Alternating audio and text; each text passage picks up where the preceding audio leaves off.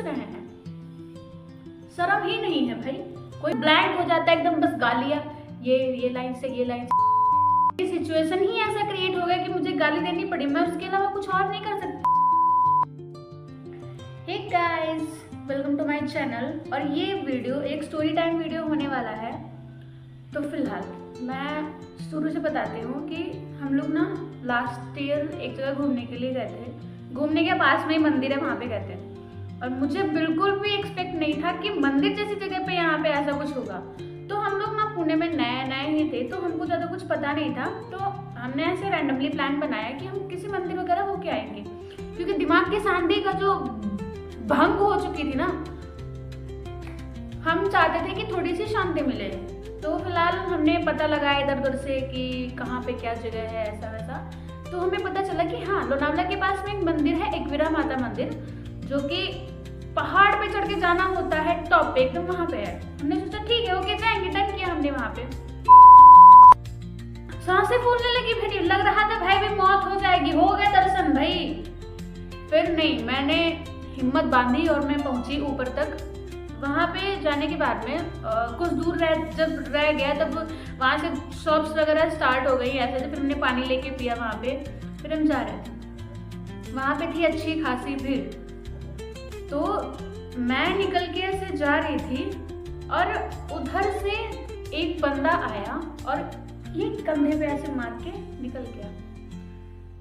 मैंने बोला, मैंने पीछे मुड़ के देखा, उसने सॉरी बोला, मैंने भी बोला इट्स ओके। फिर हुआ। उसके बाद में जैसे ही मैं 50 मीटर की दूरी और आगे बढ़ के गई हूँ ना, फिर एक लड़का आता है मेरे दोस्त के यहाँ पे कंधे पे मार के फिर आगे चला जाता है। फिर मैंने देखा कि वहाँ कॉर्नर पे खड़े 3-4 लड़कों की गैंग वो नोटिस कर रही है हमको, और वहाँ पे खड़े खड़े हंस रहे हैं, वो लोग दांत निकाल रहे हैं। फिर जो है, फिर ये दूसरी बार भी हमने इग्नोर किया। फिर हुआ तीसरी बार में, हम और जा रहे थे, फिर एक लड़का उन्हीं के ग्रुप से आया। तब मुझे पता चला कि ये सब रचा रचाया खेल है। उसने जैसे मेरे यहाँ पे मारा ना, मैंने उसकी कॉलर पकड़ी, ठीक है, पता नहीं कौन सा मेन कैरेक्टर एनर्जी मेरे अंदर घुस गया था। मैंने उसकी कॉलर पकड़ी, मैंने कहा क्या है वे? तो बोल रहा वो बॉडी तो लोग ना, उसने गुटखा भर रखा था मुंह में, ठीक है, और उसके मुंह से इतनी गंदी स्मेल आ रही थी, उसने ना दारू लगा रखी थी भाई। फिर मैंने उसको कॉलर पकड़ा, मैंने पूछा क्या है वे? उसने बोला क्या है क्या है? वो ऊपर से और चढ़ा जा रहा है, ये क्या है क्या है? मैंने कहा भैंचोद। मैं एक तो मंदिर के परिसर में थी, तो मैं ऐसा कुछ गाली वगैरह नहीं देना चाहती थी, लेकिन सिचुएशन ही ऐसी आ गई कि मुझे देना पड़ा गाली। मैंने बोला, मैंने कहा क्या भैंचोद दिखाई नहीं दे रहा, ढंग से नहीं चल सकता? उसने बोला वो पता क्या 3-4 बंदे और बुला लाया वहां से, ठीक है। फिर विवेक भैया ने आके उसकी कॉलर पकड़ ली। उधर से दूसरे भैया थे, वो भी आए, उसने भी पूछा क्या है, क्यों कर रहा? तो वो 3-4 आ गए, पूरे भिड़ने लगे, पूरा एकदम माहौल हो गया। मैंने फिर दोबारा उसकी कॉलर पकड़ी, मैंने कहा मुंह पे मारूंगी, फट जाएगा नेता क्या, ये जानबूझ के तुम लोग कर रहे हो? मैंने एकदम प्रॉपर गाली दी थी। वहां आसपास खड़े एक तो सब देख रहे, ठीक है। उसके बाद में फिर वहां पे छोड़ के हम लोग चले गए दर्शन करके आए। मैंने गलती, भगवान से माफी मांगी, गलती हो गई। फिर मैंने बोला कि सॉरी भगवान जी, मैं गाली नहीं देना चाहती थी, लेकिन सिचुएशन ही ऐसा क्रिएट हो गया कि मुझे गाली देनी पड़ी। मैं उसके अलावा कुछ और नहीं कर सकती थी, कि जो मुझे गुस्सा आता तो मेरे मुंह से गाली के अलावा कुछ नहीं निकलता। कुछ समझ में नहीं आता है, सब ब्लैंक हो जाता है एकदम, बस गालियाँ, ये लाइन से ये लाइन से सब। फिलहाल उसके बाद में हम लोग वहाँ से, मैंने माफी भी मांगी, मैंने कहा हो गया, it's okay, sorry sorry sorry. उसके बाद में दर्शन करने के बाद फिर वही चालू हो गया, फिर वो आ रहे हैं, फिर धक्का दे के जा रहे हैं।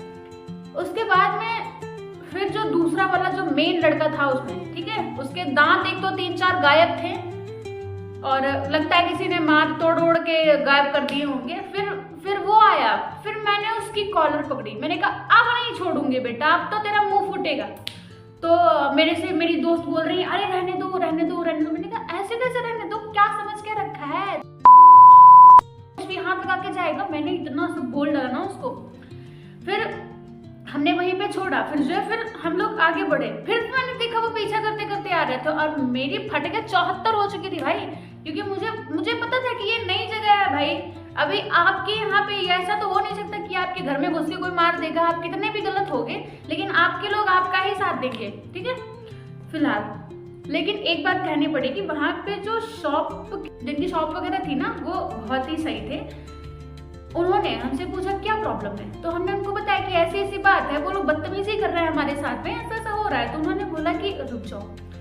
उन्होंने देखा कि उसने पी रखी है, जैसे ही उसको पता चला ना भाई उसको घसीट के लेके गए, इतना मारा है, इतने ही थप्पड़ मारे, इतने ही थप्पड़ मारे हैं। हम लोग यहाँ पे खड़े, हम लोग से 100 मीटर की दूरी पे वहां पे उसको थप्पड़ पड़ रहा है और हम यहाँ पे खड़े होके खी हंस रहे हैं। शर्म ही नहीं है भाई, कोई मार खा रहा है लेकिन क्योंकि उसने हरकतें ही ऐसी करी तो थप्पड़ खाने तो बनता ही था ना उसको। भाई उन लोगों ने इतने थप्पड़ मारे, कम से कम 4-5 शॉप वाले थे। तो हमको लगा कि हाँ चलो किसी ने तो हमारा साथ दिया। फिर उन लोगों ने हमसे बोला कि ये लोग अभी फिर से पीछा करेंगे, तो ऐसा आप करना जितनी जल्दी ऑटो मिल सके उतनी जल्दी आप लोग यहाँ से निकल लेना, क्योंकि ये लोग बदतमीज है भाई, गुंडे हैं, कहीं पे भी आके कुछ भी कर सकते हैं। मैंने फिर सोचा कि चलो ठीक है, जैसा ये कह रहा है वैसा कर सकते हैं। वहां से हम निकले, जैसे ही हमको ऑटो दिखा ना भाई वो लोग इतना महंगा चार्ज कर रहे थे, लेकिन फिर भी हमने बोला कि चलो भाई यहाँ से निकलना जरूरी है, वरना अब ज्यादा थोड़ी देर और रुकी मैं तो हमने फटाक से ऑटो पकड़ा, फटाक से निकल आए। फिलहाल ये था हमारा आज का स्टोरी टाइम वीडियो, और ये मेरा पहला स्टोरी टाइम वीडियो था, तो आपको कैसा लगा जरूर बताइएगा।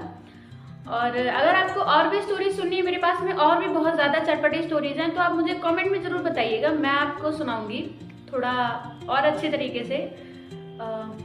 फिलहाल तब तक के लिए bye bye, thank you so much for watching. Last तक वीडियो देखने के लिए बहुत ही आभारी हूँ मैं।